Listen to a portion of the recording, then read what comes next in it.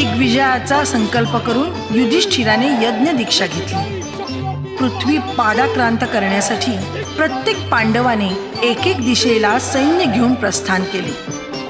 अर्जुन उत्तरेच्या दिशेने, भीम पूर्वेच्या दिशेने, सहदेव दक्षिण दिशेने आणि नकुल पश्चिम दिशेला असे चारही दिशांना दिग्विजय करून चारही पांडव इंद्रप्रस्थास परत आले.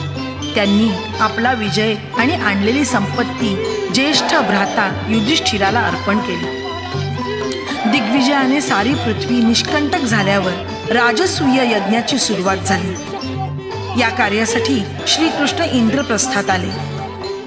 भीष्म, धृतराष्ट्र, गांधारी, दुर्योधनादी सर्व कौरव, द्रोणाचार्य, कृपाचार्य, अश्वत्थामा वगैरे आप्तांना नकुलाने सन्मानाने आणलं. युधिष्ठिराने प्रत्येकाचा सत्कार केला. भीष्मादी ज्येष्ठांनी त्यांना निर्विघ्नतापूर्वक कार्यसिद्धीचा वर दिला. पवित्र वातावरणात शुभ मुहूर्तावर यज्ञास प्रारंभ झाला.